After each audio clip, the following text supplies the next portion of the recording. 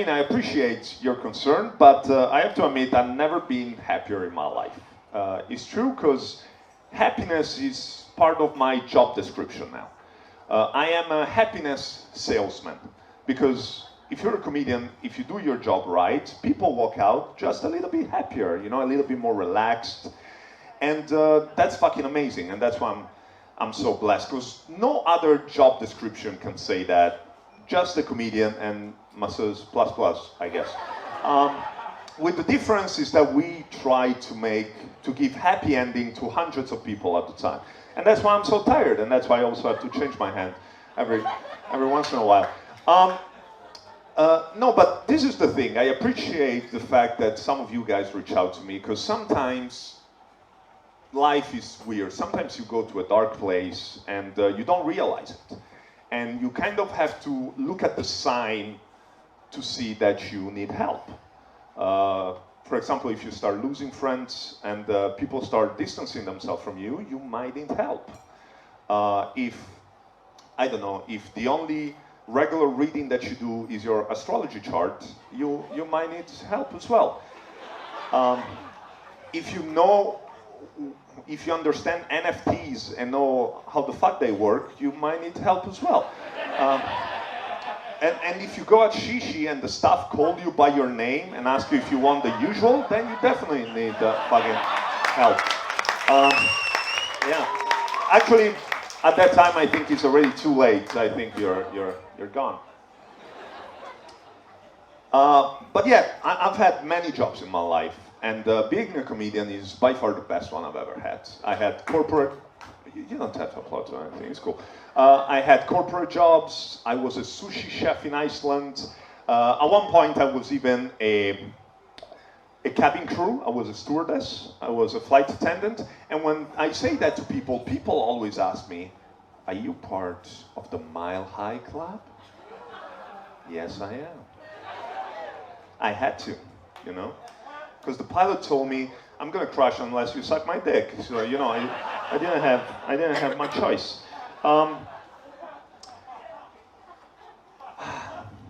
But this is the thing. I love comedy, even though there's some things that are a pain in the ass. Comedy, being a comedian is not perfect, but no job it is. It shouldn't be. For example, I find very irritating finding the investor for the theater that we're building. We're raising $1 million. Right now we're about halfway, and it's amazing. The only struggle I have is finding investors in Canggu. Not because there's no interest, I have meetings every day, but because in Canggu business is different. Here in Canggu, instead of just paying for the shares, everyone is trying to have a creative way to acquire the shares. As of now, I've been offered 2 TikToks, 4 Instagram posts, and 5 20-minute boosting activation business coaching sessions. And of course, also a few NFTs as well, which I still don't know what the fuck they are. The only NFT we're looking for is non-fictional transfers. That's the only NFT we're looking for. Now, the most serious inquiries I received from someone in Canggu is a Russian girl who wanted to invest $10,000, which is not bad. And of course, she offered a barter. But instead of giving $10,000, she offered to date me for 2 months, because that's the price average for a Russian girlfriend for 2 months. Is about right. Yeah. But it's all good, you know. Everything is fine. That's the thing that I see most in Bali. My job is to talk to people, and I see so many of you. To me, it's weird because it's almost like some of you want to be miserable.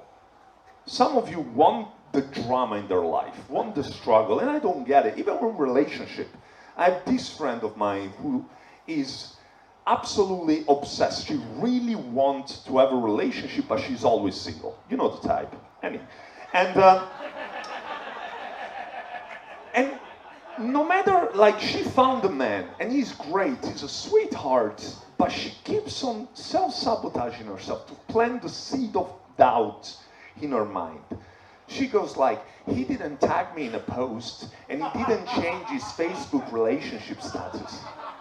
Who cares, you know? It's been 3 days since he bought me flowers the last time. Who cares, you know?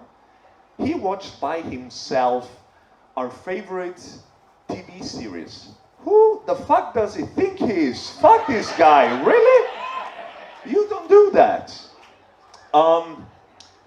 My mom yesterday asked me a very interesting question, which is, how do you want to raise your son? Do you want to raise him as Italian? Do you want to raise him as South African? Or do you want to raise him as Indonesian? Which culture do you want to give him? Which traditions do you want to give him? And I think it's a great question, especially because nowadays the world is getting crazier every single day. I don't know if you heard, a few days ago, there was this news about this Austrian brothel, this whorehouse, who's offering free sex if you get the vaccine on site. Have you heard about it?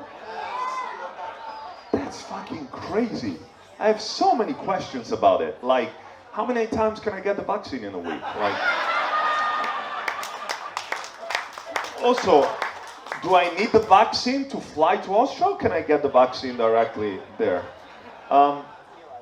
My family doesn't have a lot of tradition. The only tradition that we really have is that every Christmas, no matter what, we meet, we go to church, and we pretend to be good Catholics. That's the only one. And we also pretend to like each other.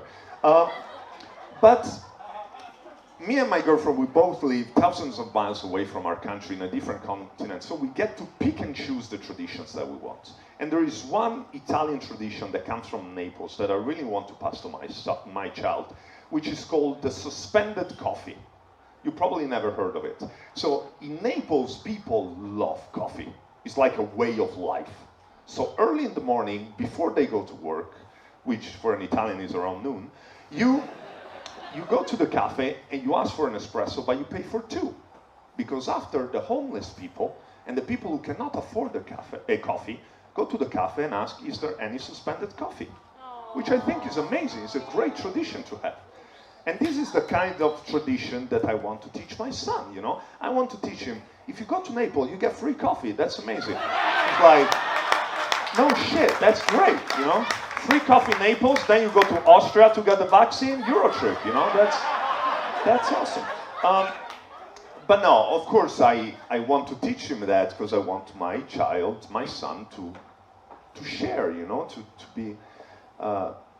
be a nice person. And I suggest you, I encourage you to do the same. I think that's one of those traditions that we all should take. I don't think with the coffee will work in Bali. Maybe we should modify it. So next time you go get a massage, pay the plus for the guy in the next room without telling him. You will make his day, you know? When you're moving villa, pay for an extra week, you know? Save a stray Russian off the streets, you know? And when you go get breakfast, pay for an extra smoothie bowl, you know? Feed a life coach for a day. Thank you.